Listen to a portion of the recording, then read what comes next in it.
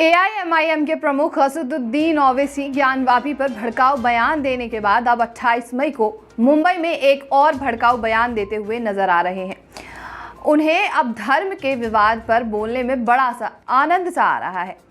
आज के बयान में ओवैसी बीजेपी और आरएसएस को पूरी तरीके से घेरते हुए नजर आ रहे हैं और महाराष्ट्र की पार्टी शिवसेना को चेतावनी देते हुए नजर आ रहे हैं कि बीजेपी से जरा सा बचकर रहे।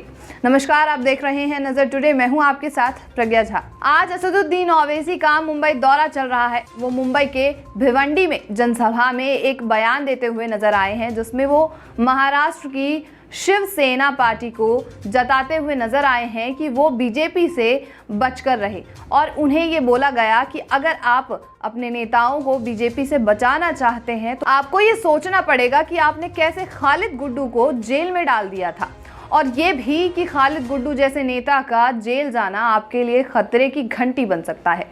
अगर इसी तरीके से चलता रहा तो हो सकता है कि बीजेपी आपके और भी नेताओं पर एक्शन ले ले। प्रदूषण और गर्मी के इस माहौल में मैं अपने बालों का और स्किन का ख्याल रखने के लिए यूज़ करती हूँ क्योर रूट का 100% हर्बल एलोवेरा जूस, जो कि मेरी एजिंग को, मेरे स्किन को ग्लो करने में हेल्प करता है और मेरे बालों को झड़ने से रोकता है। इसलिए आप भी अपने बालों को, अपने स्किन को और अपनी इम्यूनिटी को बेस्ट बनाने के लिए यूज़ कीजिए एलोवेरा जूस। जनसभा में भाषण के दौरान ओवैसी बीजेपी और आरएसएस को मुगलों के नाम पर घेरते हुए नजर आ रहे हैं।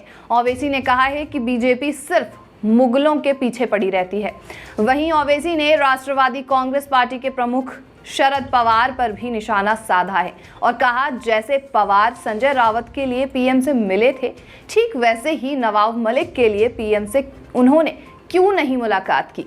जनसभा को संबोधित करते हुए असदुद्दीन ओवैसी ने कहा, भारत न मोदी और न अमित शाह का है, न मेरा और न ही उद्धव ठाकरे का है।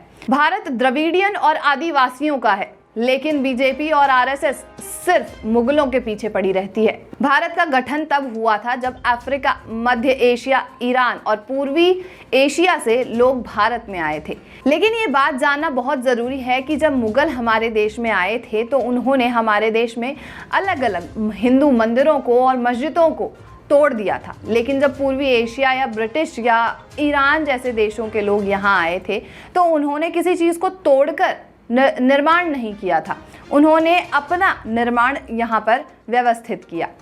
असदुद्दीन ओवैसी यही नहीं रुके, बल्कि उन्होंने शरद पवार पर भी निशाना साध दिया। उन्होंने कहा, बीजेपी, कांग्रेस, एनसीपी और समाजवादी पार्टी के लोग सोचते हैं कि सेक्युलर हैं, उनके लिए अगर कोई मुस्लिम व्यक्ति जेल में जाता है तो ये ठीक है। संजय रावत पर कोई एक्शन ना हो, इसके लिए शरद पवार पीएम मोदी से मिलते हैं, लेकिन नवाब मलिक के लिए नहीं। क्या नवाब मलिक संजय रावत से छोटे हैं? मैं शरद पवार से पूछना चाहता हूं कि वे नवाब मलिक के लिए क्यों नहीं बोल रहे? क्या नवाब मलिक और संजय रावत बराबर नहीं है? वहीं एक बहस के दौरान आरएसएस विचारक और सांसद राकेश सिन्हा ने कहा, 80 करोड़ लोगों को जो राशन मिल रहा है और 11 करोड़ को जो शौचालय बनाए गए हैं, क्या उस पर किसी धर्म का नाम लिखा गया था? भारत के मुसलमान हमारे ही पूर्वजों की संतान है। मुसलमान हिंदू फोबिया, मोदी फोबिया के नाम पर काल्पनिक शत्रु पैदा कर रहे हैं।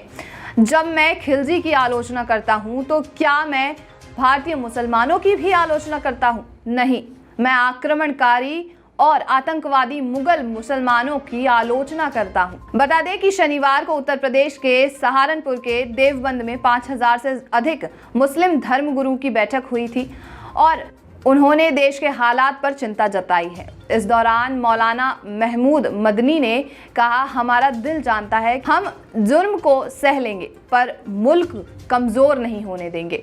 देश में नफरत का बाजार सज रहा है, लेकिन मुसलमानों को निराश नहीं होना चाहिए। कहीं ना कहीं ये हमारे देश में एक धर्म के वर्ग के लोगों को भड़काने की कोशिश की जा रही है। ऐसे ही भड़काऊ भाषण सुनकर सरकार के खिलाफ और उनके फैसलों के खिलाफ लोग खड़े हो जाते हैं।